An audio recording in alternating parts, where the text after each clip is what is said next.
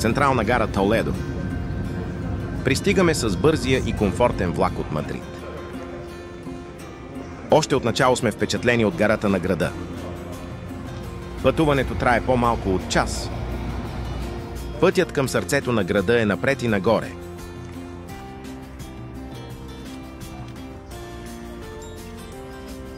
След броени минути ходене, пред нас се разкрива началото на красотата.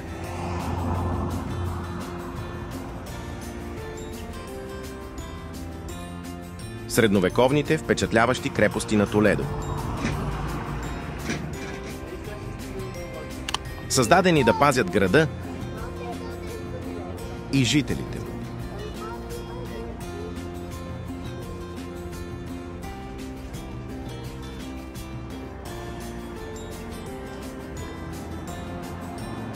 Преминаваме през градските порти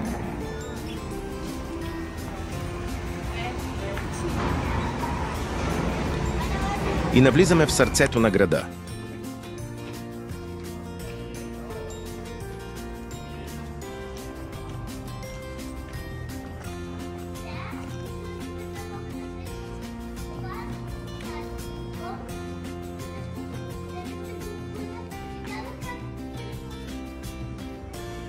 Имате много възможности и различни гледни точки, от които да се насладите на приказните гледки.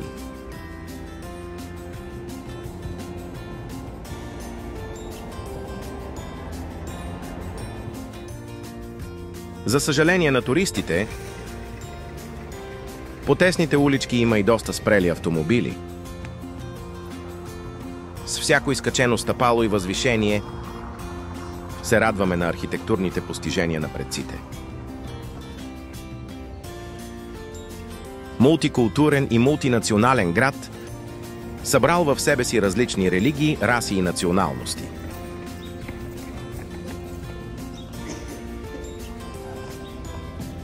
Символи на средновековието, съвремието и изкуството се прикриват зад всеки ъгъл и завой. Централният площад и център на града води към различните му части, по малките криволичещи улички и коридори.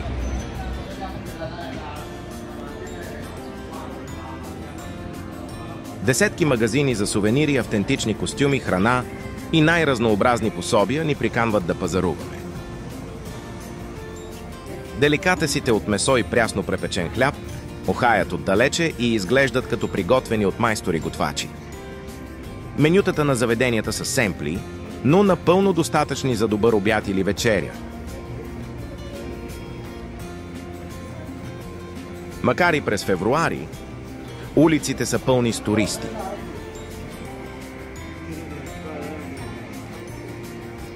В града има и няколко интересни музея и атракции, които си заслужава да посетите.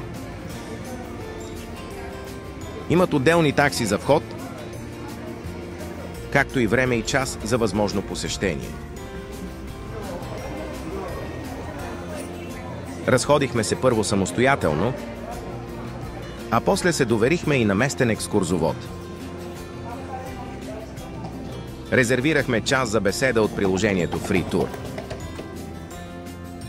Винаги, когато посещаваме някой град, се доверяваме на местен гид, който дава подходяща и пълна информация от факти и история.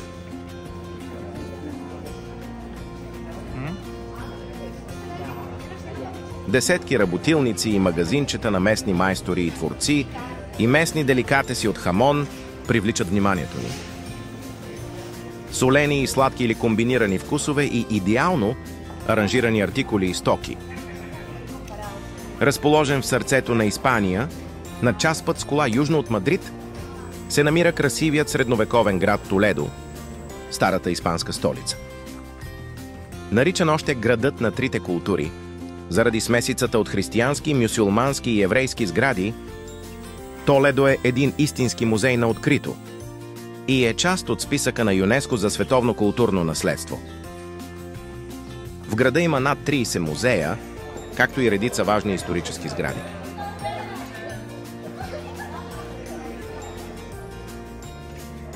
Старата столица е град, основан преди повече от 2000 години. И навсякъде имате малки тесни улички, които се пресичат, преплитат и стигат до следващата вълнуваща история, легенда или гледка.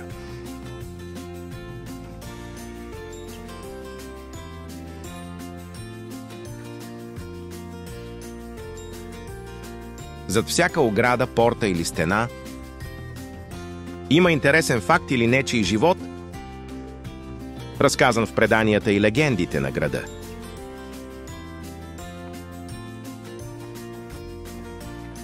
Добре е предварително да се запознаете с мястото, да направите план за придвижване, разписание на транспорта или възможности за нощувки.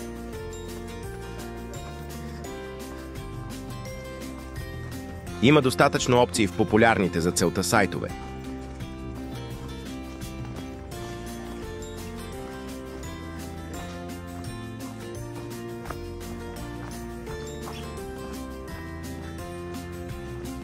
Ние проучихме и организирахме сами нашето пътуване до Толедо.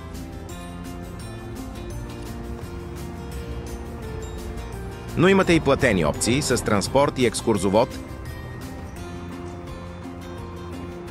с приемливи цени и условия. А когато спрете за кратка почивка и бира, с нея винаги ви поднасят и тапас. Тапас са различни малки мезета, които да допълват вкуса и апетита ви.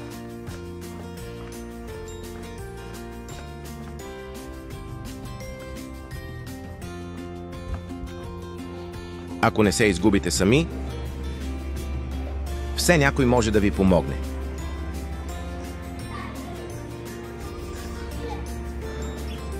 Но винаги ще стигнете до величествената гледка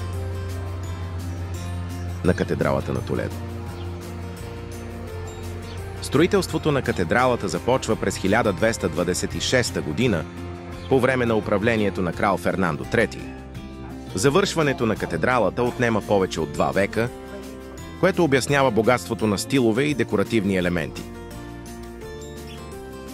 Освен катедралата имате за разглеждане още десетки архитектурни чудеса.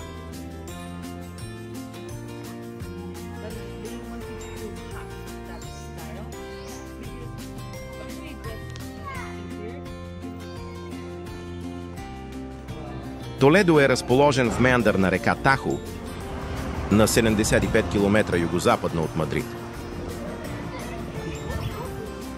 Толедо съществува от древността под името Толетум. Историята на Толедо е гоблен, изтъкан от нишки от различни цивилизации. Известен като градът на трите култури, той е бил дом на мюсюлмани, християни и евреи в продължение на векове, което води до забележителен синтез на архитектурни стилове и културни влияния. Всичко, което видите и усетите по време на обиколката си из града, ще бъде неповторимо и незабравимо.